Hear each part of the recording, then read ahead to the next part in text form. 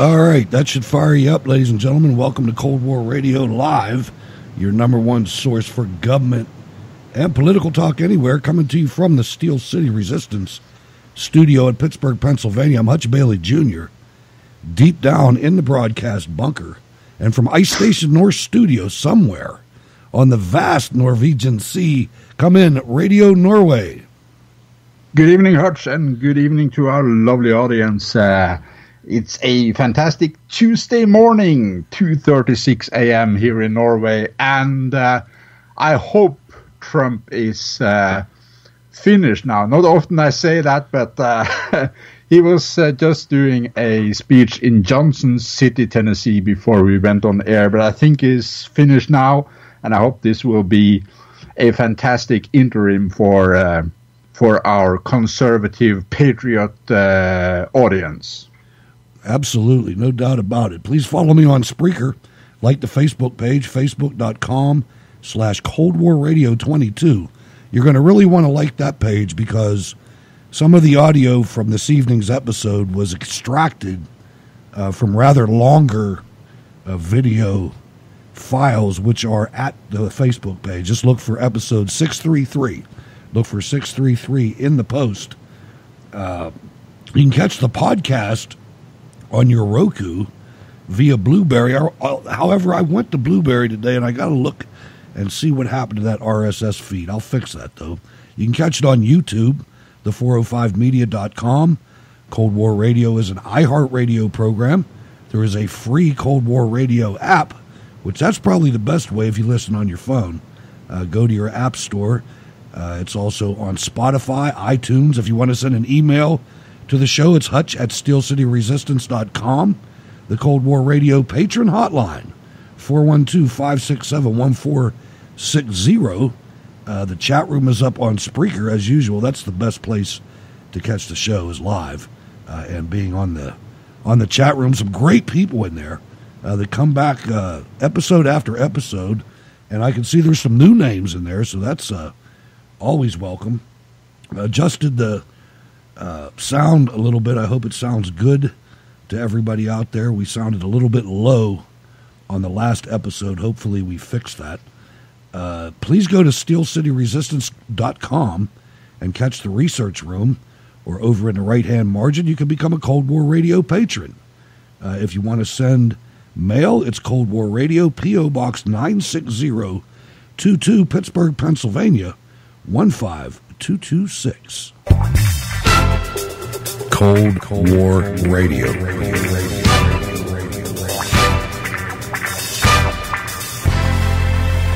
All right. I guess the reports are we're sounding okay tonight, Norway, so I'm glad you told me that. Absolutely. And I have to say to our audience, if you have the time and opportunity, go to our Spreaker chat room. It's absolutely fantastic. Very intelligent, informed people there, and very funny people. I saw Ken Crater just wrote, "Read Norway's Twitter feed, and in my head I was reading it with a Norwegian accent." So very funny, Ken. Yeah, this is a diverse cast of characters over here. That's no doubt. A woman from Atlanta, a guy from the Shenandoah Valley, Norway, and Pittsburgh. I'll tell you what, there's conservatives everywhere. And I'm upbeat. I really am. I'm upbeat. There's something different. Something's going on. I spent a little bit of time with the media today, and I'm going through it, and there's a conservative fire brewing right now in Norway, in the United States. I think that this episode, with these Democrats being so clearly criminal, and the way that Lindsey Graham came out and the way the president came out, we're going to share that with you tonight. But I just think that it's a phenomenon that they let this genie out of the bottle, and we're going to go through it. But I'm telling you, anyone within the range of my voice that is in Republican politics, take a note from Lindsey Graham and President Trump. Emulate them. Get pissed off and start arguing and start identifying these lowlifes. They talk about the Me Too movement. The Me Too movement was 150 Democrat sexual deviants. Don't let them take that from us. They did that. We didn't do that. Kevin Spacey's a Democrat as he's humping these boys. So let's not forget that. All right, that's enough of my diatribe. No, absolutely. I love it, Hutch. You're fired up. I'm fired up. Our audience, they're fired up. Everybody's fired up. And you are so right. This is way, way bigger than the San Andreas fault in politics. I mean, this is the major fault line. And when you have an earthquake like the President of the United States calling out the Democrats for what they are, namely criminals. No doubt about it. First, then we're on the right course. I want to thank Marlene. Marlene has really upped her game on Patreon. Thank you very much, Marlene. And this is what I mean. And Norway, I think the president's listening to the show. That's all I can say, because I know 99% of the people in this chat room listened to the last show. So you guys tell me, did this guy listen to us? Everybody, I'm looking at people. I'm sort of, look at some of these people asking the questions, okay? Look at Blumenthal. He lied about Vietnam. He didn't just say, hey, I went to Vietnam. No. For 15 years, he said he was a war hero. He fought in Da Nang province. We call him Da Nang Richard. Da Nang, that's his nickname, Da Nang. He never went to Vietnam. And he's up there saying, we need honesty and we need integrity. This guy lied when he was the Attorney General of Connecticut. He lied. I don't mean a little bit. And then when he got out, he actually dropped out of the race, and he won anyway, because Democrats always win in Connecticut. He won very close, probably the closest ever. But here's a guy lied, and now he's up there talking like he's holier than thou. You know what? Take a look at his record. And when he got out, and when he apologized, he was crying. The tears were all over the place. And now he acts like, how dare you? Take a look at the judge who has led an exemplary life. I mean, you're going back to high school because he had beer? I think the judge has been pretty amazing about describing his situation with alcohol and with beer. I mean, take a look at Cory Booker. He ran Newark, New Jersey into the ground. He was a horrible mayor. And he made statements that when he was in high school or college, what he was doing, he actually made the statements. And now he's talking about Judge Kavanaugh. And I could go through a whole list of them, okay? So, look at Dianne Feinstein. You're telling me about time. Dianne Feinstein knew about this 2 months earlier. If she wanted a really thorough investigation, we had all the time in the world. She didn't have to wait till after the hearing was closed, essentially. She should have said, listen, I have a problem. I have this report. I'd like the FBI to look at it while we're doing the hearings. We had 2 months. No, she didn't do that. She waited till we were closed. And then she probably leaked it, but, you know, who am I to say? But she probably leaked it based on a very bad body language the other day. But more importantly, in a sense, for her to have waited that period of time, and now for you Democrats, and I guess I'm including you too, the media, right? I consider you a part of the Democratic Party. But for you, for the Democrats, to be talking about we want more time for the FBI. If you wanted more time for the FBI, why didn't Dianne Feinstein bring this up? Now, you know that she showed this to other Democrats. She's not the only one. She showed this to other Democrats. There were more than just her that knew about this big confidential thing. It was confidential until the hearing was over. After the hearing was over, they went public. Why didn't they do it during the hearing? And we could have had all the time in the world. You know why? Because they're dishonest people. Okay, yes, please. You didn't answer my question, Mr. President. Go ahead. You didn't answer my question, All right, Mr. so there it is. I mean, did he listen to the show or not, Norway? I mean, that was us. I can formally see that journalist's head simply implode. That's right. And again, if you're in politics or somebody's briefing you, be like that. Be like, you know, these people like Flake, and we're going to get to Flake in a minute. They're destroying the country. They say they're Republicans, but they're not fulfilling their mission. I mean, they're really in bad shape, and this is sickening. Now, You watch what the Democrats did last week, and you hear all this analysis. I want you to listen how Newt Gingrich calls it out. Let's bring in our headliner, Newt Gingrich, the former Speaker of the House, author of the new book, Trump's America, and a Fox News contributor. Mr. Speaker, thank you for being here this morning. You're helping us kick off the week. It's going to be all about Kavanaugh and this FBI investigation. Where do you see it going?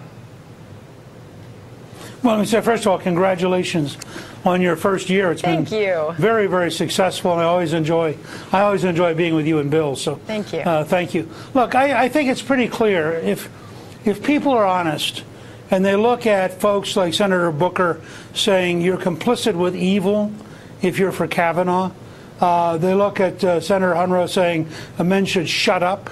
They look at Congresswoman Maxine Waters saying hunt them down wherever they are, go into restaurants, go into gas stations, drive them off the street. You have two different patterns here. And the real question in the 2018 election is going to be what kind of America do we want to become? The left, I don't care what the FBI comes up with. If the FBI comes out and says there is zero evidence that Judge Kavanaugh did anything wrong, the Democrats will promptly say, are already shifting to, well, what about drinking? What about this? What about that? I think that you have to recognize they're engaged in a search and destroy mission, as Lindsey Graham said the other day. It's deliberate. It's not an accident. It's not a game. They want power. It is, as President Lincoln warned in his Cooper Union address, they want rule or ruin. And if they have to ruin the entire system, they are prepared to ruin it. And you're living through it. And I think Republicans have got to get awake and understand this is not some game. And it's not because Senator Schumer is confused. It is a deliberate, vicious, willful character assassination. Don't forget that. And that goes for Jeff Flake, too. It goes for every Republican that's out there that's a never-Trumper, and we're weeding them out. You know, we're definitely weeding them out. Jeff Flake is going to be gone in a month or two. You're never going to see him again. He's destroyed. He's ruined. He can't be elected in Arizona. That's the only reason he's getting out. I certainly hope so. But when you look at what's cropped up in Arizona, I mean, McCain and now Flake. I mean, this is they call themselves Republicans, but I don't know what the word means. I mean, they are absolutely 180 degrees in the opposite direction of what Republican politics has been since the beginning. Oh, you're right. You're absolutely right. Well, let me take that back a little bit. In the last 50 years, the Republicans have made the mistake of shying away from a lot of segments of American population, I believe. And I don't think it was malicious. I just think there's a lot of pussies in the Republican Party. Yeah, it's cowardice, absolutely. You know, so I think that you're seeing this change, and again, I cannot stress enough: be like the president, be like Lindsey Graham was when he became a man last week. You know, you got to jump, you got to fight. If you don't fight, we're going to lose. That's just all there is to it. If you don't start using the same tactics to the extent of legality that the Democrats are using, you need to do what the president does, and you need to do what I do and what Norway does and what the whole crew at Cold War Radio does, and that's call them out truthfully. That's all you have to do, because the Democrats are going full-blown stupid. They are on full stupid. You know, Stormy Daniels, the has-been stripper that's like starting to, you know, the measurements are starting to go south, man. I mean, gravity's taking control of that thing. There's nothing firm there, you know, just to say. But her lawyer, Avenatti. All right, let's talk for a second before I let you go about your own political ambitions. Where are you in thinking through the process? And quite frankly, there's a lot of people who want to run for the Democratic nomination in 2020. How do you think your potential competitors stack up when it comes to taking on the president? Well, I've been traveling around the country raising money for Democrats, and I've received an incredible response every state that I've gone to. I think I've surprised a lot of people.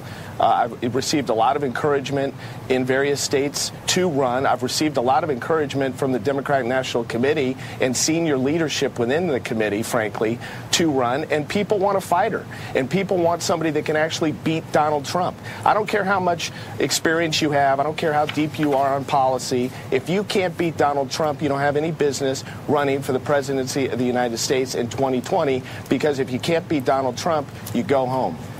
Guess what? You're going home because you can't beat Donald Trump. But if they want to run you, that's fine with me. Avenatti, go ahead, Goomba. Get out there and do what you can do. I want to take a second and acknowledge Sue Duras in the chat room. Sue has actually been in my studio with her husband. She's from the West Coast. So welcome, Sue, to the Cold War Radio chat room. So, what's going on, man? Do you believe that? Do you think that the DNC leadership, that Perez and Ellison have supported this guy?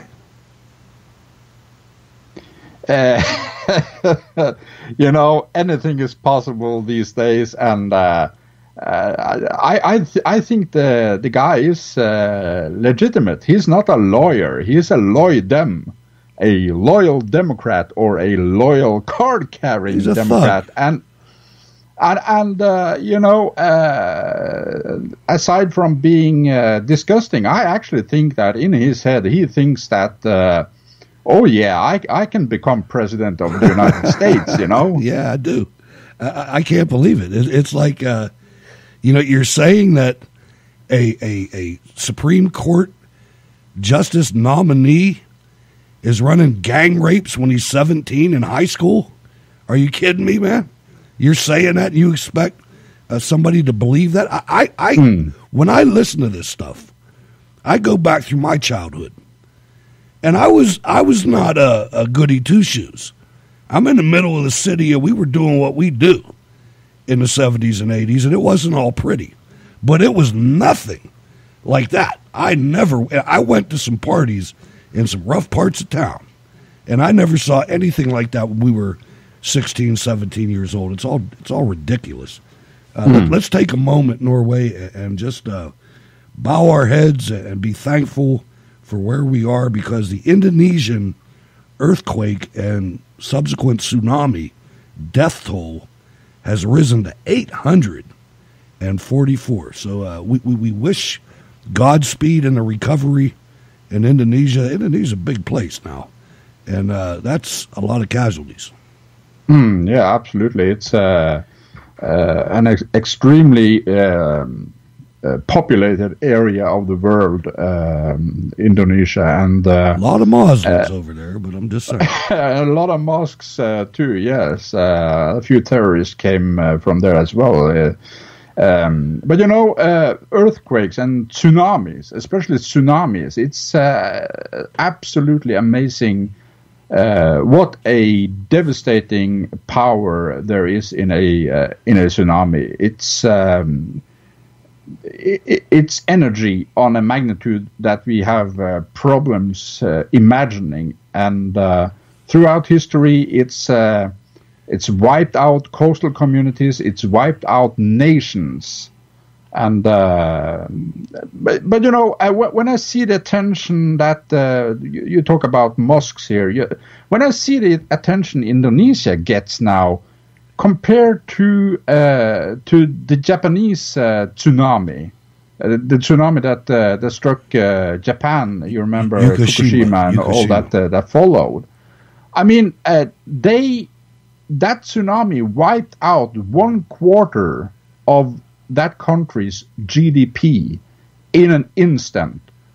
And did you see people there begging for help?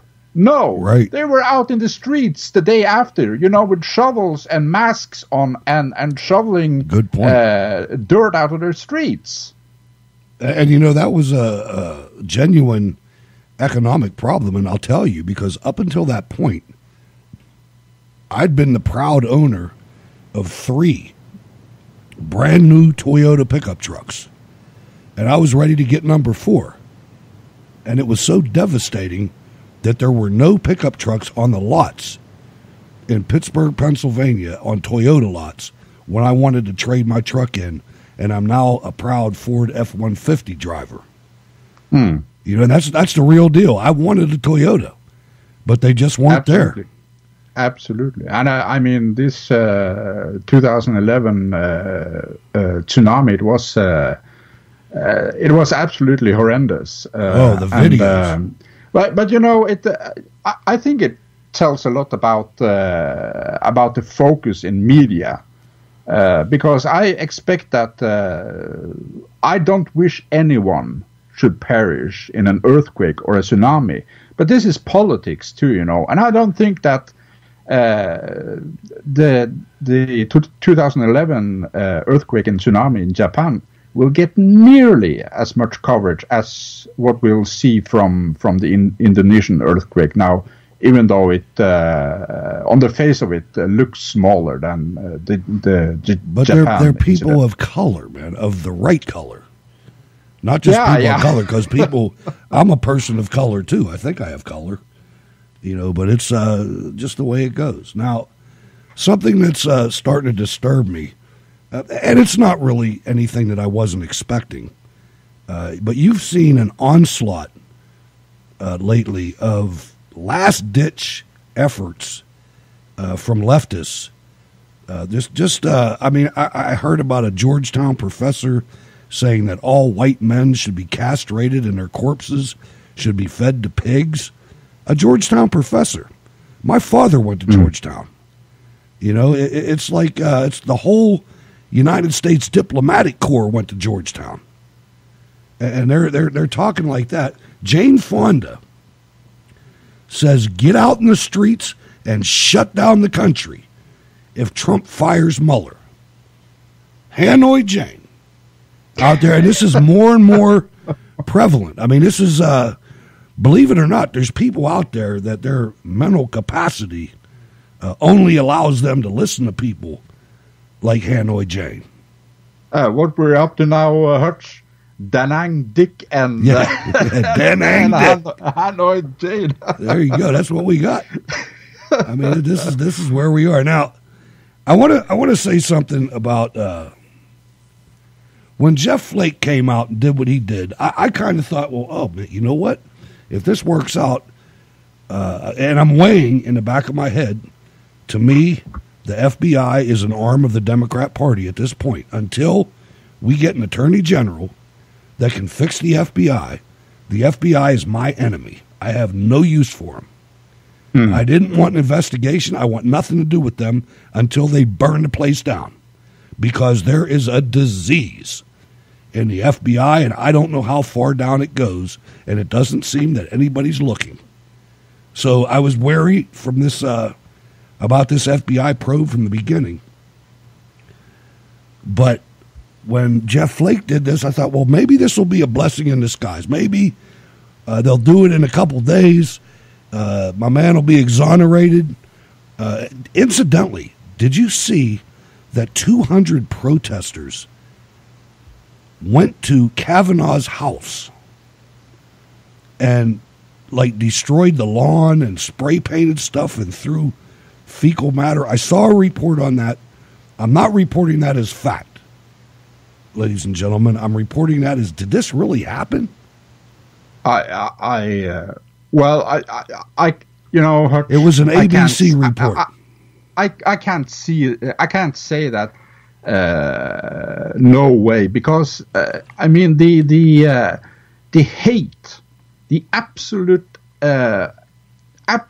raw hate we see from the left now, because you know they're scared. They're really scared. They're terrified, because they know the game is up. They've got to win this, and the game is up. And you know the worst of them, the very most radical of them, they're ready to well, they're already proven that they're ready to use violence. And you know they're being prodded forward by people our age. Oh yeah, they're young, stupid kids. And I'm going to play a clip. And in the background, when I play this clip, listen to, this is a Forbes 30 under 30 event, which takes all these people that are under the age of 30, and it makes them feel like they're smart. And most of them aren't. And you watch these people, well, you can watch on the Facebook page, facebook.com/ Cold War Radio 22. But you can see them holding up signs and interrupting and chanting. I mean, it's sickening. It really is. But the more these kids get fired up, they'll do whatever you tell them to do. The public school system has done an excellent job into making our next generation sheep. I want you to listen to Jeff Flake. Jeff Flake is a fraud. He's always been a fraud, and he continues to be a fraud. He's a puppet of the Democrat Party, and I'm just glad he's going to be gone soon. But don't think there was anything regal about him about him getting punked by the Democrats. So for what it's worth, we've empirically shown that that compromise and working together can work. There's just far too little of it in the Senate. Now, you did not, very publicly, you did not support President Trump. You did not vote for him. This is today. What does it feel like right now to be somebody, the Republicans aren't happy with you, a lot of Democrats aren't happy with you. I mean, what does that feel like to be kind of the man without a country? That's what it feels like. It does. I could never warm to the president. Long before he ran, today, he talked about President Obama not being a citizen. I thought that itself is disqualifying. You cannot do that. And then talked about John McCain in a derogatory way, and then talked about Mexicans in a derogatory way. And I just think that we've got to do better than that. We can't refer to our opponents, political opponents on the other side of the aisle, as losers and clowns. We have too big of issues to solve in this country than to just be partisan all the time. That's right. Well, I don't think anybody would disagree with you. So the question is, we're looking at an audience, people who are under 30. Yes. Acting they like have fools. seen nothing but government dysfunction in most branches of government. Looking at them, what can you tell them about why they should have any faith right now in U.S. government? Well, I think that young people have to engage. When you look at some of the big issues we've got to solve, Social Security, health care, this is a thing that young people need to be concerned with, because Social Security may be around for me, but it certainly won't be around for you if we don't solve it. Thank the establishment Republicans for that. Involved all that you can. As a Republican, I look out and say we've got to broaden our appeal. In 2012, after Mitt Romney lost the presidential election, we did what we called an autopsy. Now, this is where they said that all future Democrats are going to be Hispanics, and where they lined up the argument for John McCain, Republican Arizona, Jeff Flake's senior senator, reneged and came out as a sponsor of that amnesty program. Of our party and its policy, and determined that we had to appeal to a broader electorate and not just drill down on the base. And unfortunately, what we've been doing, garbage. Yeah, we've been driving down and drilling down on the base, and that only takes you so far. There are a lot of never Trump Republicans who actually are actively rooting for the Democrats to take control of Congress. They're trying to break the fever of the GOP. What's your take on that? Well, I think that is the case. There is a big concern among a lot of Republicans, traditional Republicans, who believe in limited government, economic freedom, free trade, strong America, American leadership, and they see the policies that come out of the White House and say, where's our party? This isn't us. And they're yearning for a more decent politics, for people to get along and to compromise where needed. Stand for your principles, yes, but understand that compromise is not a dirty word. So what's the future for the Republican Party? What's the path forward? I think the path forward is to return to that model. We saw a lot of it, and we were reminded of it in the past couple of weeks with John McCain's funeral. And to hear about how he and John Kerry, they just talked about it, worked on Vietnam, In my time, Yeah, they I worked on with Vietnam, Democrats all right. to engage with Cuba, thinking that, hey, if we want to bring them closer to democracy, we ought to engage with them and show American values there instead of shun them. So on a number of issues, but on the really big issues we need to solve, they cannot be solved just with one party. Not even a party with 60 votes. You've got to have both parties. All right, go ahead. Show him the door. Did you hear the 30 under 30 participants in the back? They didn't listen to a word. No. They were chanting through the whole thing. And this guy's saying that the Republican future is John McCain commiserating with John Kerry and taking all the MIA documents and classifying them forever, that nobody's going to get to see them. And then shortly after that, let's go normalize relations with Cuba. That's the Republican strategy going for. I can't wait till this guy's gone. No, absolutely. I mean, and listen to the rhetoric. I don't think anyone will disagree with you when he's talking about Trump and what he calls derogatory remarks on about Mexicans and McCain. Right. Seriously? I know. Seriously? And they say, look what's coming out of this administration. Well, don't make me reach around the monitor and get my list out, because I have a 3-column list that will explain what's coming out of this administration, and we love it. Isn't that right, Kerry? Yes, it is correct. Mr. Bailey, Mr. Viking, good evening. How y'all doing? Doing good. Evening, Kerry. I'm so glad you played that clip, because that was on my next share, but you beat me to it, so I don't have to share it. So thank you so much. Well, we're professionals over here. Only proves that great minds think alike. Now, what I want everybody to pay attention to is not what Flake said, but what the person that was asking the question said. He said, so why, what do we do? Because the people, how can young people's faith in the government be restored? That's their goal, is to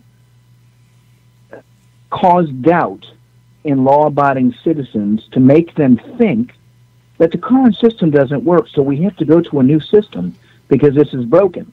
And then he starts laying out the new system. You hear at every presidential election that Democrats lose, and they just totally destroy the Electoral College program. You know, it happens every time. And really, you got to say that the Electoral College has saved this nation so far. Yes, it has. Now, what exactly do Republicans have to do differently? I mean, we control the House of Representatives, we control the Senate, and we control the White House. What exactly do we have to do? Oh, we got to stop winning is what we have to stop doing. And we have to play nice. We have to play nice. And Norway, I've said from the beginning of this show, we got to take the gloves off.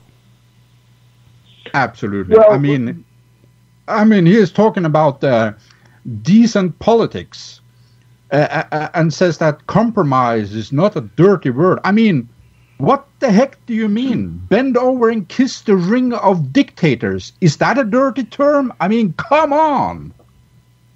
I agree. And what haven't we heard in about 2 or 3 weeks? We haven't heard anything about the FISA declassification. Right. Why? Or Russia. Once that's declassified, they're all going down. We certainly hope so. That's one of the many reasons that they did why they're doing what they're doing with the Kavanaugh thing, is they are plain and simply trying to start a war. They want President Trump specifically and his administration to act just like them. But he's not. He's just fine. Investigate, folks. By Friday, Judge Kavanaugh will be confirmed and he will be on the Supreme Court. I'll tell you what, Mitch McConnell. That's going to be evidenced. You're going to find a whole lot out about Mitch McConnell in this week, because I agree with you, Kerry. I think that's what should happen. I understand the left's, the media and the Democrat Party's strategy. They've just delivered 24 names to the FBI to investigate. I don't trust the FBI, but Mitch McConnell can shut this down at any time. And I hope he already has. He has so far. He already has. He has so far. He said the clock is running. Right, but the thing is, the FBI said today that their investigation should be done today or tomorrow, the latest. Right, Kerry. But what you got to understand about the Senate is that the only thing that matters about the timeline for this vote is the Senate whip count. When McConnell feels that he has, as he felt when McCain betrayed the Senate, when he feels that he has 51 votes, that's when the vote will go. That's the way it works. And he has the votes. They have the vote. They have the votes. They have at least 50. And that would make Pence the 51st vote.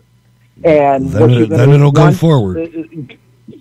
I believe Flake is doing that just to save face, and he's going to vote because they have too much dirt on him. He's another guy that made a plea deal, and once the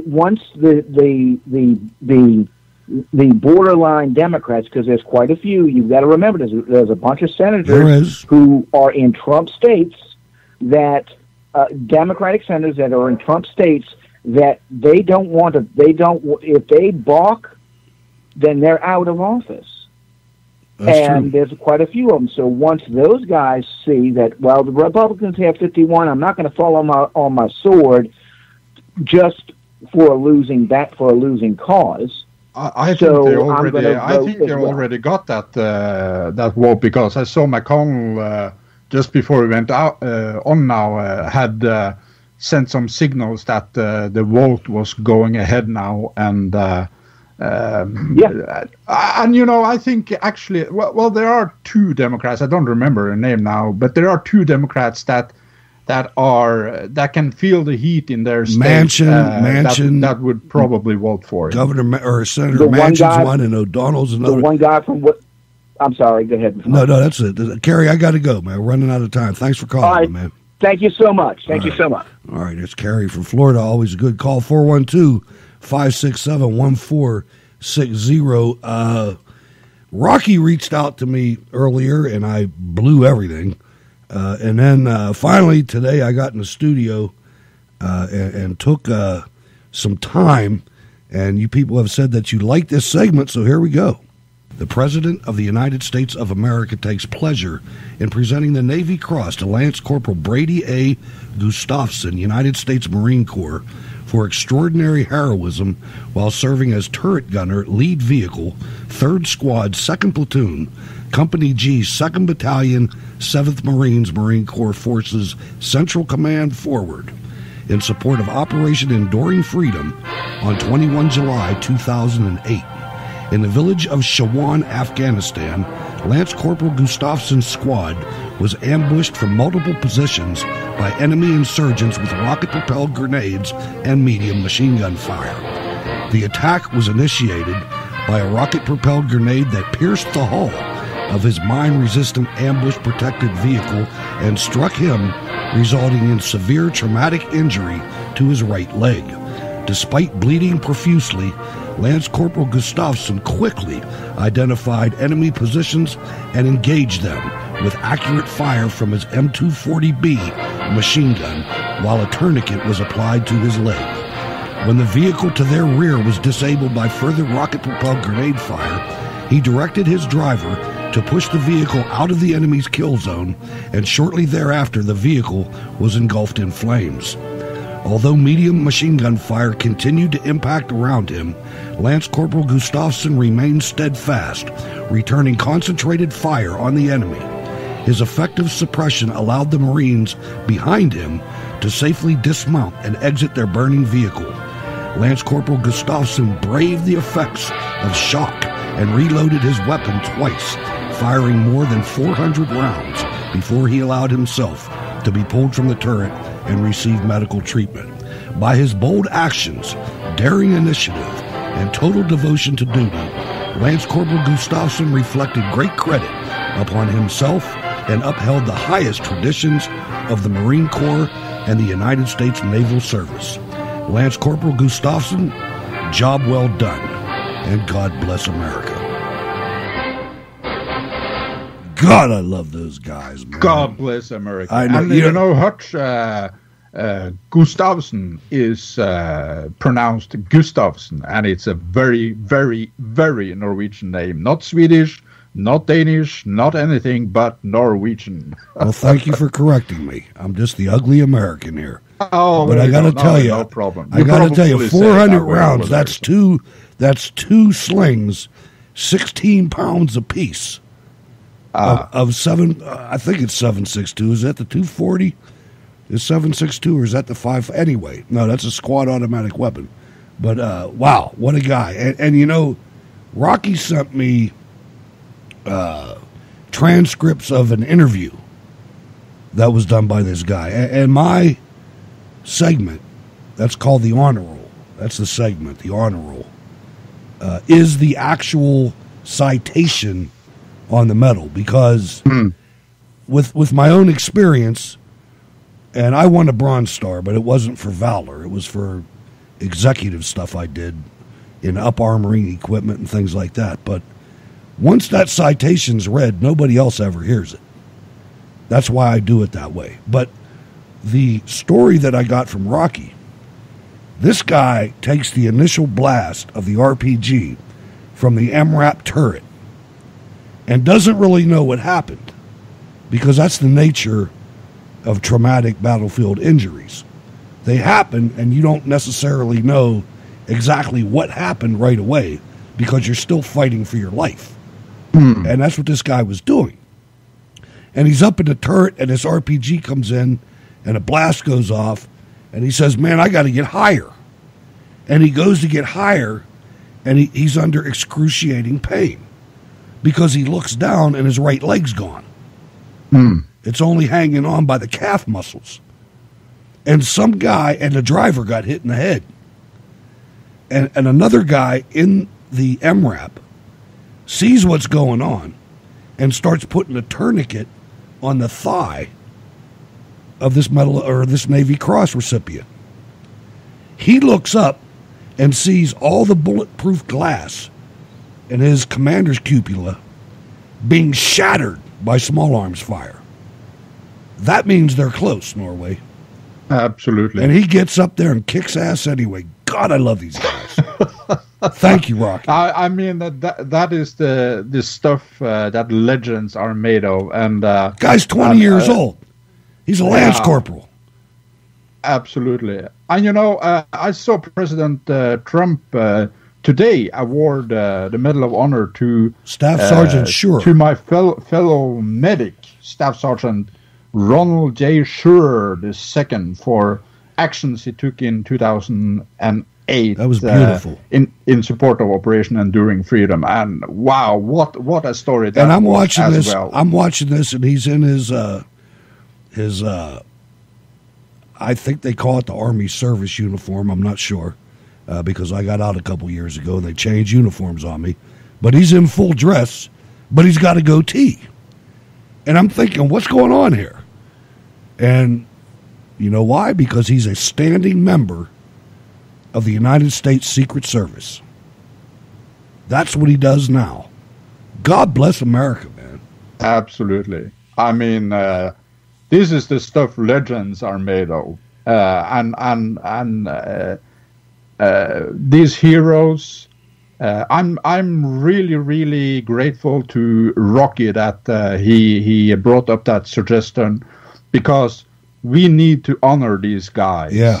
I'm redoing these are the ones that are running into the fire when everyone else is ducking or running away, and God bless them all. Right, and I'm glad that he persevered. He sent me that months ago, and I crashed and burned. I can't remember why I didn't do it, but now that's going to be a segment, maybe every show. I don't know. I downloaded a site where I can get the citations from all the Navy crosses. It's going to be fun.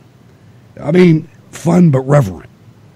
You know what I mean? I don't mean fun like fun and games, but it's good to recognize these guys. I think everybody is on the same page, and also a big salute to you, Hutch, for having made these segments. I mean, it's brilliant, and you know, nobody does. You know, these stars are what we need to look up to now, because these are role models, not the criminals in the Democratic Party who are freeloading away on everybody else, but these are the stars. Yeah, they are, and they're from all over, all denominations, all everything. But I'll tell you, a large portion of these guys are Scotch-Irish people, which aren't really Irish, from West Virginia. I mean, if you look at the history of West Virginia and the taming of America, and what I mean by that is the killing of the savages that tried to kill us as we colonized the place, these guys are warriors. Absolutely. And there's a large percentage of them that make up our heroes, far larger than the percentage of West Virginians versus Americans. I mean, they have really... Scotch-Irish, the Pennsylvania Dutch. I mean, these are really really fighters. I mean, these are tough people, really tough people. No, you don't break them, right. You know, with a snap of a finger. Well, they say when they settled West Virginia, the Germans came in, and the first thing they did was build a church, and other groups did other things, and the Scotch-Irish came in and built distilleries. They came in there, and the rest you have a society. The rest of the state didn't want to see them when everything was going good. But when the Indians started getting stupid, they couldn't wait for the Scotch-Irish to be there. You know, so that's that's real too, ladies and gentlemen. Absolutely. You know, now it's funny. It's not funny. It's terrible. But you see this going on with Judge Kavanaugh. Clearly a person beyond reproach. But Minnesota Democrats say the Keith Ellison investigation concludes abuse allegation unsubstantiated report because there's no video. From the Daily Caller. An attorney hired by Minnesota Democrats to investigate domestic abuse allegations against Minnesota Democratic Muslim Representative Keith Ellison reportedly concluded the accuser's claim was unsubstantiated. Norway, all the guy was doing was being a good Muslim when he beat the shit out of his wife or his girlfriend, whatever. There you go. And it's sanctioned by Islam to beat your wife. I mean, if you're not happy with her performances, you can beat her, you can lock her up in a room, you can starve her until she submits to your will. There you go. Absolutely. That's Sharia. It is. And what's going on Norway's radar right now? Norway's radar. We can starve her until she submits turn on to the radio. Yeah, caller, please turn down your audio there. Okay. Hello there, Hutch. Hey, Norway. This is Tom Schroeder. Norway. Hey, Tom, my chess buddy. Yeah, welcome it's great to the show. Great to be on with you guys tonight. Fantastic. But I do some work for a polling firm, etholytics.com, and I'm also from the Wisconsin, Minnesota area. So how do you asked me to come on tonight and talk about Keith Ellison. How do you have a 724 area code? I'm down up here in Grove City right now. Oh, okay. Hutch, you know where that is. I do, and that's why I said that. But go ahead, Tom. Yeah, first of all, I want to say sorry, Hutch, about the Steelers. I know you're having a rough time with that. I'm really not paying attention. I watched the game last night because I was at camp, and I was impressed that I could get it. But anyway, go ahead. All right.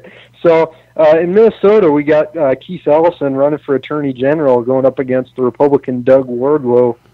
And in a blue state like Minnesota, you look at the recent polling for that race, and it's dead even. Really, that's great. Really something, because other Republicans that are running statewide are down by, some decent margins. Right. But that Attorney General race, dead even. And I have to say, from a Republican strategic standpoint, maybe it was my selfish interest, but I always wanted Ellison to be on the ballot, because that makes life real tough on the Democrats, and it's going to make those races a lot closer. You want to know how tough Even thought today. You know how tough Obama it is on the put out Democrats? his list of endorsements. Obama He refused to endorse Ellison. Right. He wouldn't do it. He endorsed like 17 other guys, other candidates, but he would not endorse his BFF. I mean, now they're both Muslims. I mean, Yes, this is the second in command in the so-called Democrat Party. Who's supporting It's Avenatti. fantastic. Right. So, Yeah, it's really making life tough on these mainstream Democrats there in Minnesota. And you got to remember, the thing about Minnesota, Trump only lost Minnesota by 1 point. Really? This was a state that Ronald Reagan didn't even win when he won 49 states in 84. He didn't even win Minnesota. Trump only lost the state by 1 point. That's because Mondale was running. Like, I'll even say this. In Minnesota, there's only about 4 or 5 Democrat counties. The rest are Republican. All you have is the Twin Cities, Minneapolis, St. Paul, they're Democrat. Other than that, Mogadishu. Yes, sir. Yeah, man, I've been down there. If you want to know what it's like to be in a Middle Eastern country without going to the Middle East, go down to the Mall of America in Bloomington, Minnesota. Yeah, that's not the Middle East. That's Africa, my man. Oh, yeah. Heck yeah. But I remember, Hutch, you telling me about Pennsylvania. You have Pittsburgh and you have Philly, and in between it's Alabama. Absolutely. Same way in Minnesota. It's a red state with a few blue strongholds. But let me tell you, I'm from that area, northern Minnesota, right by Wisconsin there. And my county had not voted for a Republican president since Eisenhower. And Hutch, Norway, Trump won that county by 15 points. Oh, nice. Because of Union Democrat Trump voters. Hutch, you know that better than anybody, being from where you are in Pennsylvania, the Rust Belt. And that's why I think the pollsters are missing in these midterms, because even the polls that we're seeing for Minnesota they're still showing Democrats up by tight margins, but Democrats are winning those races. I think they're missing a lot of Democrats who are still registered to vote Democrat. These are union working class Democrats. It's a corrupt... Don't listen to any of the polls. Ladies and gentlemen, this is going to be a red blowout. There's no... I mean, use your common sense. If everybody votes. And they're going to. People are fired up. And I'm not saying to slow down. We're not going to... Minnesota is going to be way up because, as you'll remember, we have not one, but we have 2 Senate races in that state because our friend Al Franken left his seat open. So with 2 Senate races and a governor's race in Minnesota, that's going to get the turnout way up, which is a good news for Republicans. Right. And thanks for calling, man. I appreciate it. All right. Always good to talk to you guys. Thanks. Call back Great again. report. Thanks, Tom. But, this is not going to be a blue wave. I think this is going to be a red explosion. I just can't imagine. Okay, you got your 30 under 30 morons that haven't even paid any bills yet. And nothing against you young guys, but young people. But people don't want politicians to be chased out of restaurants or people's houses. But I mean, even those guys under 30, the so-called millennials there. When you see guys like Kanye West or Kanye West, exactly. When you see Candace Owens, and I must say Candace Owens is absolutely one of my heroes. that lady is so intelligent and she is so delightfully eloquent that it's music to my ears listening to her. And you know, she comes prepared, and the growth since the first time I saw her back in, must have been 2016, the growth I've seen in that young lady is absolutely fantastic. If you want to know what Republican policy is, go to Candace Owens. I mean, she knows it, and now they made her communications director for Turning Point USA, which is a youth organization working to spread conservative ideas in places of learning, you know, universities, colleges, high schools, etc. Fantastic job she is doing. So a big kudos to her.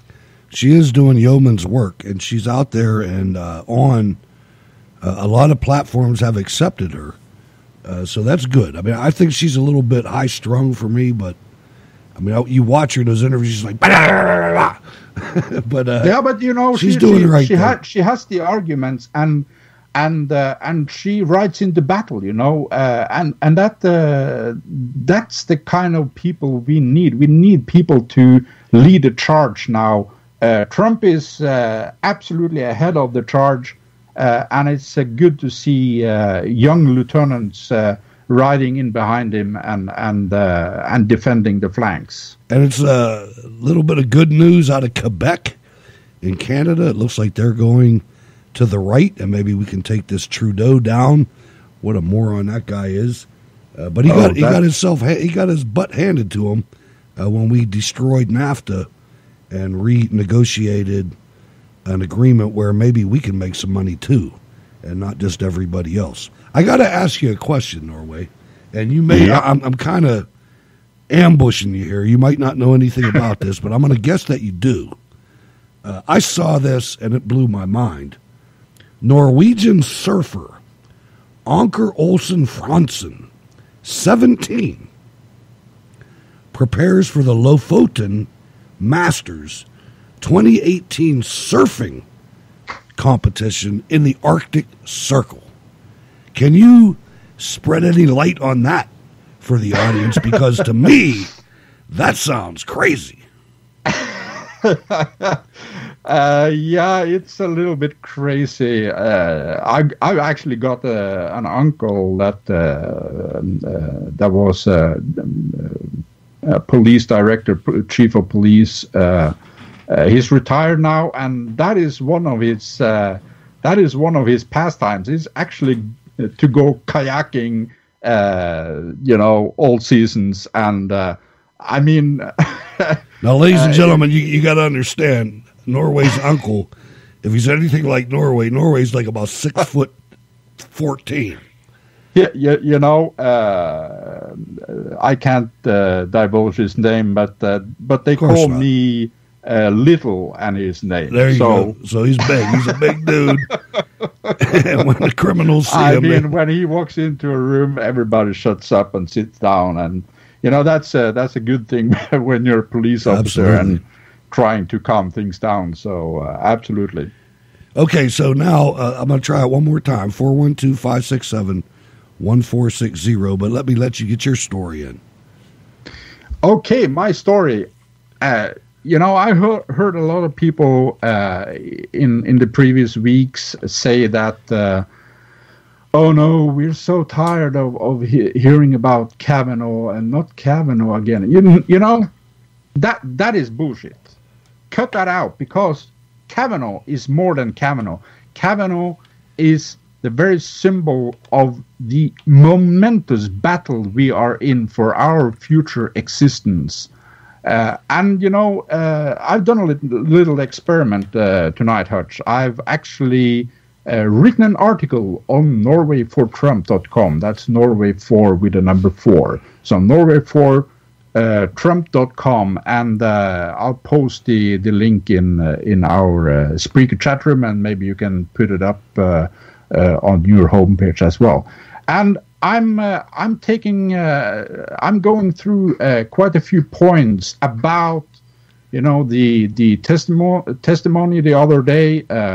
there is a body language expert, in addition to the sex crime expert Rachel Mitchell that we saw questioning both Kavanaugh and this so-called Dr. Ford. I think that both the video that was posted by this body language expert and the report or memo that came out today by this interrogator Rachel Mitchell are worthy some attention, because they are absolutely burying all the lies that Ford told during this interview, and it's actually like Mitchell says, it's beyond he said, she said. This is really damning. She lied numerous times on this testimony, and both the body language expert and Rachel Mitchell here, they point out the lies, and the body language expert also confirms what I said on Friday here on Cold War Radio, that my hunch, my instinct, and my professional training told me that yes, this lady has been subject to something, but it isn't an attempted rape by Kavanaugh. That is absolutely sure. And you really, I mean, this body language expert, she is really funny as well. I mean, there's a lot of humor in that video, but she really nails it when it comes to the body language cues from Dr. Ford. And there's even a story out now. It was staged. It was rehearsed. There's a story out now that says that she penned a piece a few years ago about self-hypnosis and recreating events and inventing new. I mean, it's getting weird, man. I mean, I don't know where they got this lady. It is very weird. I mean, just to take she was talking about cortisol and epinephrine, whatever you call it in America, which are two stress hormones. Why did she even mention that? I mean, when she started talking about effects on the different parts of the brain, and you weighed in, I had to leave the conversation because it was way too deep. Yeah, but ladies and gentlemen, that was completely bullshit, because when you have a traumatic experience, your frontal lobe is equally important, and memory isn't stored in the hippocampus like she claims. It isn't stored there. The hippocampus merely directs memory. So bullshit. There you go. All right, let's do this, and then we'll get out of here. Our movement is about replacing a failed and corrupt political establishment with a new government controlled by you, the American people. The Washington establishment and the financial and media corporations that fund it exist for only one reason: to protect and enrich itself. The establishment has trillions of dollars at stake in this election. For those who control the levers of power in Washington and for the global special interests, they partner with these people that don't have your good in mind. Our campaign represents a true existential threat like they haven't seen before.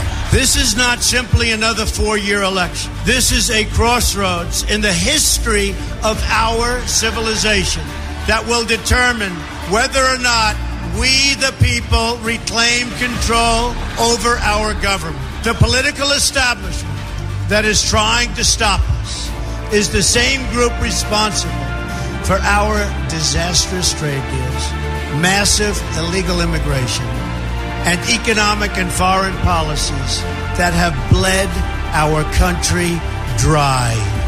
The political establishment has brought about the destruction of our factories and our jobs as they flee to Mexico, China, and other countries all around the world. It's a global power structure that is responsible for the economic decisions that have robbed our working class, stripped our country of its wealth, and put that money into the pockets of a handful of large corporations and political entities. This is a struggle for the survival of our nation. And this will be our last chance to save it. This election will determine whether we're a free nation or whether we have only the illusion of democracy, but are in fact controlled by a small handful of global special interests rigging the system, and our system is rigged. This is reality. You know it, they know it, I know it, and pretty much the whole world knows it.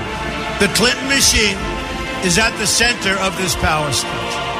We've seen this firsthand in the WikiLeaks documents, in which Hillary Clinton meets in secret with international banks to plot the destruction of U.S. sovereignty in order to enrich these global financial powers, her special interest friends, and her donors. Honestly, she should be locked up.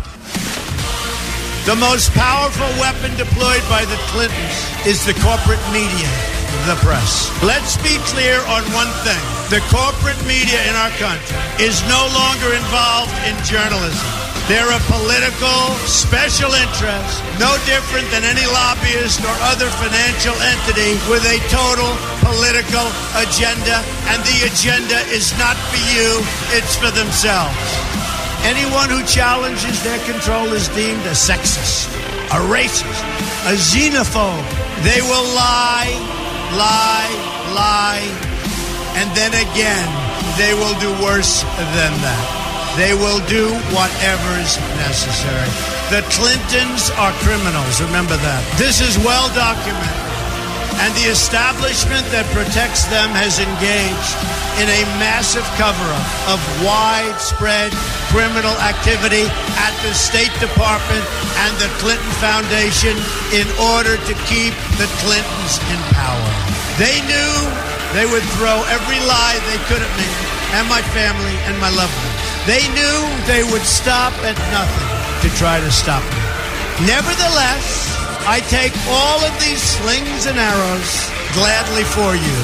I take them for our movement so that we can have our country back. I knew this day would arrive. It's only a question of when. And I knew the American people would rise above it and vote for the future they deserve. The only thing that can stop this corrupt machine is you.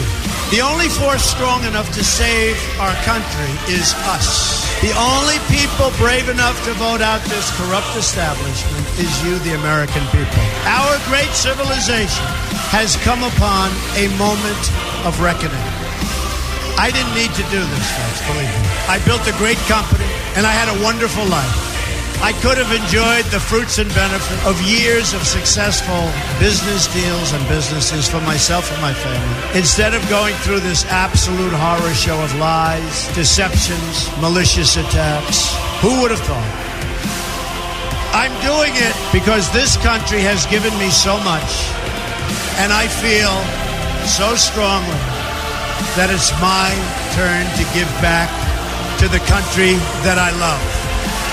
I'm doing this for the people and for the movement, and we will take back this country for you, and we will make America great again.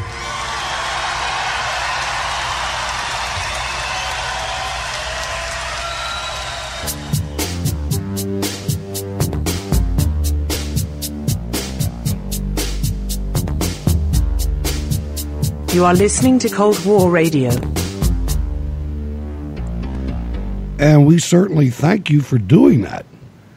We've got some things going on. Norway, behind the scenes, we had a little meeting last night, and we've got a lot of things creeping around, and we're just searching for that one listener out there that's a billionaire. Because as soon as we hook up with you, we're looking. Are you listening? Right.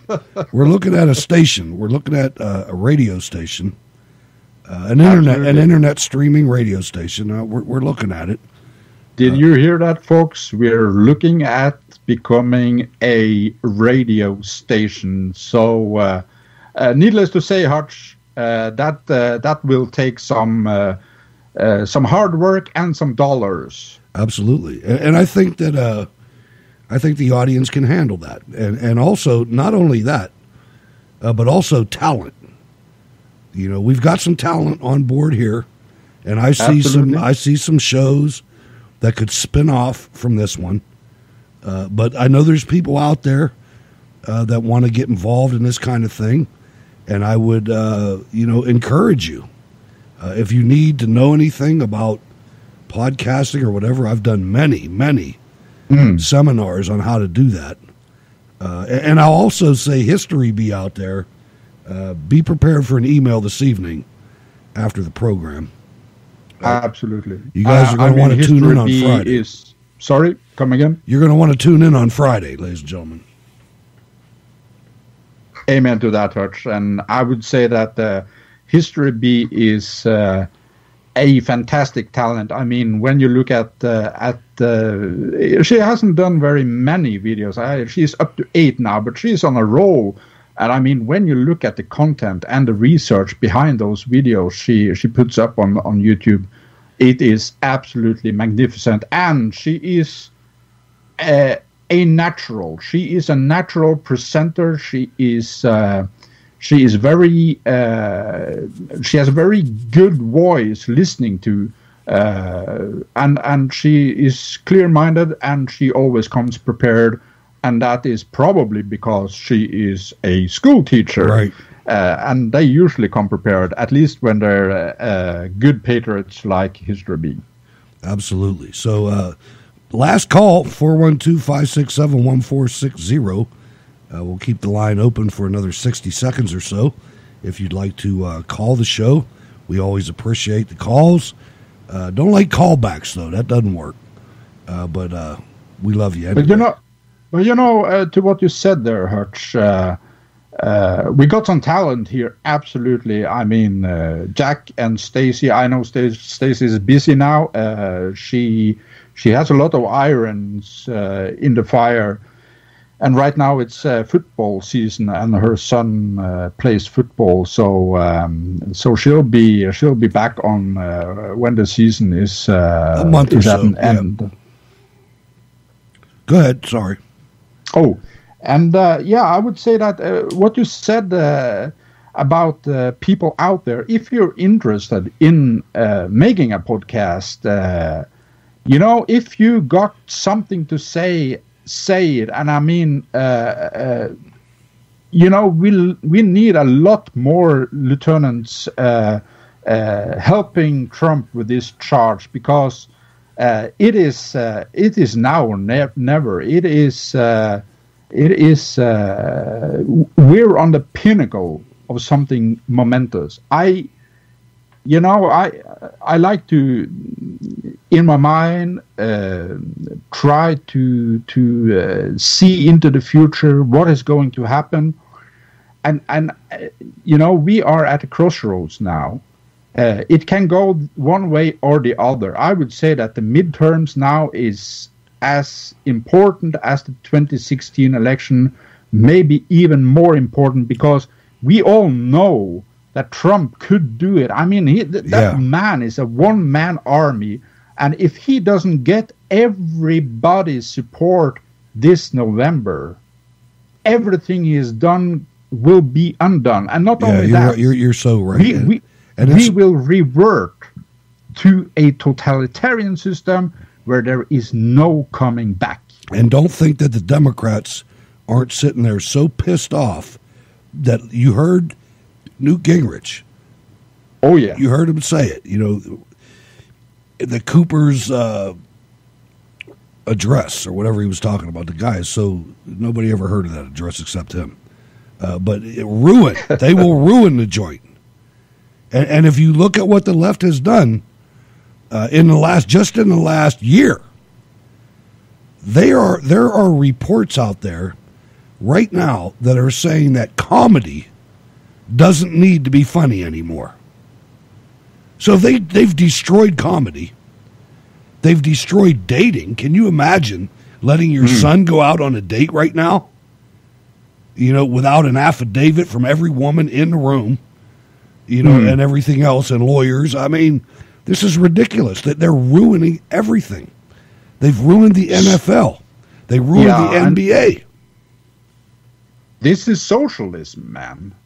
Socialism ruins everything. It's that simple. You can go back in history since socialism was invented. You can go back before socialism was invented to the proto-socialists, the Jesuits. I mean, they ruin everything. And what was the name? What was the name? The Fabian socialists. Yeah.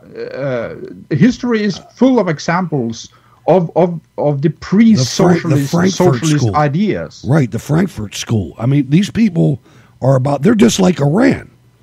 Iran believes in the 12th Imam, that the only way we can get right is for everything to be burned down.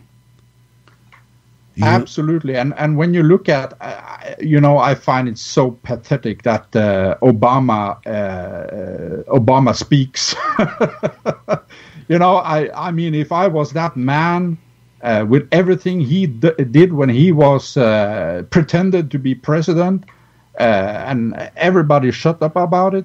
I mean, when you look at what he did to destroy America, and when you look what Trump is doing to rebuild America, and he is charging full ahead, America first, Americanism, be proud of what you are, be great, be that shining city on the hill, and you look at Obama.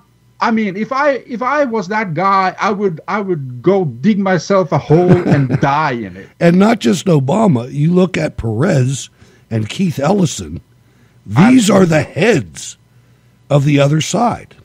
These are the people that want America to suck. I mean, that's what they want. Yeah, and it's it is one of history's great ironies that Obama didn't endorse Ellison. I mean, that was beautiful. That is their own medicine, that is that rogue torpedo coming back to bite them, Now, I got to tell you, before we leave tonight, I have to say this. I've said it a couple times already. It's time to fight. No more bullshitting around. No more being polite. No more staging rallies and being so damn proud that we didn't leave any garbage in the street. And there was no violence or no threats or anything like that. We're either going to fight or we're going to get our asses handed to us. It's one or the other. It's not going to be, you can't go out there and pretend that the enemy that is in line in front of us wants anything good for our families, our kids, our economy. They would rather have Iran take this country over so they could say they beat us. You have to understand that. It's no time to cower. Wild Bill for America said it well when he said it's time to get in shape, mentally, physically, and financially, right now. And it's time to engage these people. And when I say that, I mean, if you see a race, if you see Lou Barletta in Pennsylvania, send him some money. Do what you have to do. I couldn't say that until I retired from the military, by the way. That was the main thing of the Hatch Act. Can't bring money up, but I can now. You follow the Hatch Act, and you see every day that the Democrat, or in other words, the socialist plans in the deep state, they are breaking that law every day of the week. They are. And I can't leave without doing this one more time. Everybody, I'm looking at people. Look at some of these people asking the questions, okay? Look at Blumenthal. He lied about Vietnam. He didn't just say, hey, I went to Vietnam. No. For 15 years, he said he was a war hero. He fought in Da Nang province. We call him Da Nang Richard. Da Nang. Da Nang. He never went to Vietnam. And he's up there saying, we need honesty and we need integrity. This guy lied when he was the Attorney General of Connecticut. He lied. I don't mean a little bit. And then when he got out, he actually dropped out of the race, and he won anyway, because Democrats always win in Connecticut. He won very close, probably the closest ever. But here's a guy lied, and now he's up there talking like he's holier than thou. You know what? Take a look at his record. And when he got out, and when he apologized, he was crying. The tears were all over the place. And now he acts like, how dare you? Take a look at the judge who has led an exemplary life. I mean, you're going back to high school because he had beer? I think the judge has been pretty amazing about describing his situation with alcohol and with beer. I mean, take a look at Cory Booker. He ran Newark, New Jersey into the ground. He was a horrible mayor. And he made statements that when he was in high school or college, what he was doing, he actually made the molested statements. Girls. And now he's talking about Judge Kavanaugh. And I could go through a whole list of them, okay? So, look at Dianne Feinstein. You're telling me about time. Dianne Feinstein knew about this 2 months earlier. If she wanted a really thorough investigation, we had all the time in the world. She didn't have to wait till after the hearing was closed, essentially. She should have said, listen, I have a problem. I have this report. I'd like the FBI to look at it while we're doing the hearings. We had 2 months. No, she didn't do that. She waited till we were closed. And then she probably leaked it, but, you know, who am I to say? But she probably leaked it based on her very bad body language the other day. But more importantly, in a sense, for her to have waited that period of time, and now for you Democrats, and I guess I'm including you too, the media, right? I consider you a part of the Democrat Party. But for you, for the Democrats, to be talking about we want more time for the FBI. If you wanted more time for the FBI, why didn't Dianne Feinstein bring this up? Now, you know that she showed this to other Democrats. She's not the only one. She showed this to other Democrats. There were more than just her that knew about this big confidential thing. It was confidential until the hearing was over. After the hearing was over, they went public. Why didn't they do it during the hearing? And we could have had all the time in the world. You know why? Because they're dishonest people. Okay, yes, please. You didn't answer my question, Mr. President. Go ahead. You didn't answer my question, Mr. Republicans, be like Trump. Absolutely. Pat Toomey, where the hell are you? You know, be like Trump. That's all you got to do. Norway, what time is it? Oh, it's 3:58 a.m. Tuesday morning. Thank you for a great show. How can people get in touch with you and final comments? Final comments, I would say, we got to fight this. The left is well funded. I mean, George Soros paid $250 million, $246 million to the Murder Inc., to the abortion groups that are fighting Kavanaugh now. So we need to counter that with everything we've got. I would say people should try to get people to come to our show by personal invitation. And I would like to see the chat room light up now with the number of people each one of you will invite personally to the show on Wednesday. So light that chat up, and thank you, Marlene, for upping your game on our donation side there. It is falling on a dry place. I mean, I am actually paying money to come on to the Hutch Bailey Cold War radio show now, because we have this lousy internet, and I am actually on a mobile phone. So keep those donations coming.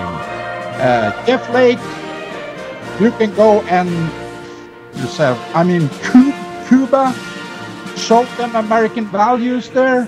Flaky boy, do you mean you'll show them the American values before or after you have wiped them out with your bent-over policy, you narcissist? How can people get in touch with you? That is my final comment. I am at Norway4Trump on Twitter and Gab, and that is Norway4 with the number 4. It's been a pleasure, co-host you tonight, Hutch. All right, what's playing in the background?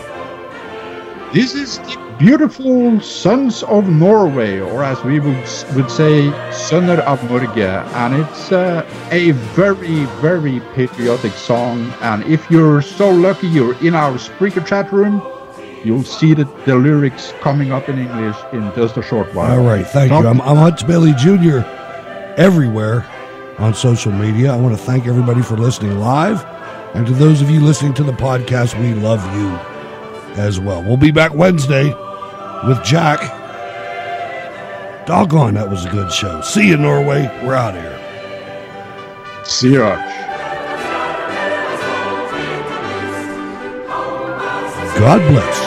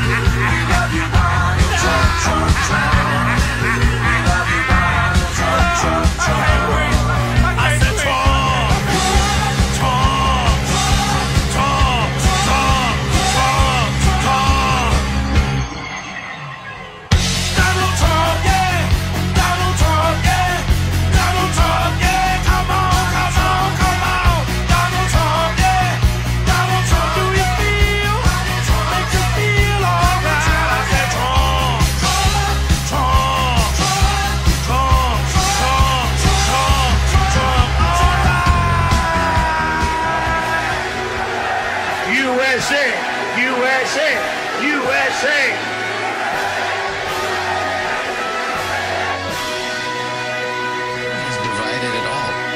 Not divided at all. Make some friends. Make some friends. We're the party of equality. The party of equality? U.S. policy has changed. U.S. policy has changed? We are seeing at the same time liberty under assault. Liberty is under assault? The Democrats are feeling the heat. Democrats are feeling the heat? I didn't expect that was going to be my lifetime's work. He didn't expect it to be his lifetime's work? I think that will be the demise of our republic. The demise of our republic? I'm not for giving ducks and deer weapons to shoot back at me. Giving ducks and deer weapons to shoot back at you? What does that even mean? I think they're cooking the books on this. Cooking the books? In the way of the people's priorities. The people's priorities? Nor do I recall anyone believing that. He doesn't recall anyone believing that? Thank you for your question. Thank you for your question. We have a weak and indecisive president that invites aggression. The president invites aggression? It would be a dream come true. A dream come true. It's time to move beyond this. It's time to move beyond this. A trained ape could get a status of forces agreement. A trained ape? Really? Really? Really? Really? Really? Really, really? Ali. Apprentice. Now, Corolla, why did your team lose? Now, hold on a second. And by the way, interrupt this program for Obama to say something. My fellow Americans, I'd like to announce that I'm running for President of America as a black man this time. I did some time in jail, I did some crime with Michelle, we stole some fried watermelon. Yip, yippity-ki-yay, I'm known to smack up a bitch, I got Kool-Aid in the fridge, I never met my kids, their real dad is Kanye. Guns, yeah, I sold them, old tricks, yeah, I told them, blood splits, yeah, I rolled them, riding nuts, a homegrown payback. Hey, I just met you, so please don't tase me. My name's Obama. Was born in Haiti, I still get food stamps. I'm just lazy, I'm still on welfare. So fuck you, pay me. They might arrest you, but you could blame me. They'll roll me over, incarcerate me. If I get unemployed, shit don't face me. My name's Obama, I roll with Jay-Z. Jeezer? Are you young Jeezer? How'd you get in the White House? I smoke a lot of Newports, I sit a lot on the porch, I stole 2012 Porsche from my neighbor's driveway. I did a lot of drug deals, I killed Osama for trills, I blamed it on Navy SEALs and fucked his bitch sideways. Bro, yeah, I'm holding rocks, weed, meth, heroin, White House garden showing. What you think I'm growing? Daisies? Hey, I'll just smack you, so it's okay, see. My name's Obama, I'm half Kuwaiti. It's hard to look white. Robin Macy's, give me the FUBU. Don't try to play me. Hey, I just met you, so please don't mace me. My name's Obama, I dance like Swayze. If you live in Detroit, you ought to thank me. My name's Obama, I'm Pakistani. Before I came in the White House, I used to smoke crack, I used to sow crack, I used to roll so black. I was born in Dubai, I'd like to go back. Where's all my hoes at? Take off your clothes and don't talk back. Now, the American people have a clear choice. Would you like to get smacked with a pimp cane or with the back of my hand? It's hard to look white, I'm smacking ladies, so it's no wonder y'all crackers hate me. Hey, I just met you, and this is crazy. I steal your Hummer and throwed your baby. Sandusky touched the boy, or so they say. See, my name's Obama, chicken is tasty. Before I came in the White House, I used to smoke crack, I used to sow crack, I used to roll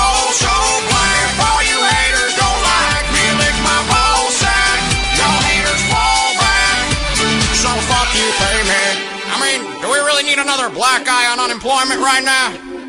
I'm sorry, I get that from my mother. She's a typical white... Come on, Misha.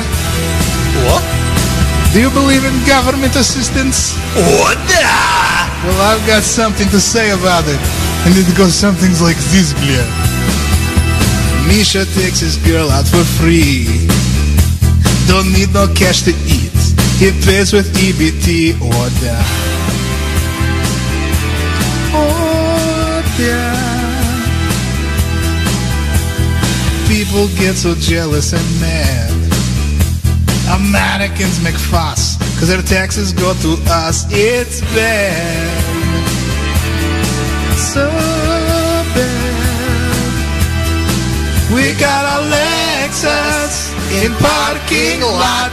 It does not make a difference if it's legal or hot. Most people have jobs, but we do not all day. We drink and smoke pot. 420. Oh, it's so unfair.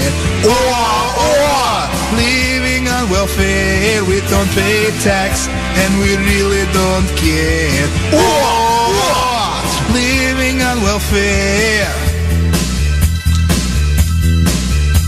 Sasha's girl is eating all day. She loves government cheese. Tell me, what does that bitch weigh? Oi, блядь. In USA we'll never be poor. When we run out of ham, we call up Uncle Sam for more. More ham. Please, please. Пожалуйста. We made a green card in Photoshop. It does not make a difference if they're blurry or cropped. So hard to spend all the money we got. Oi, bleh.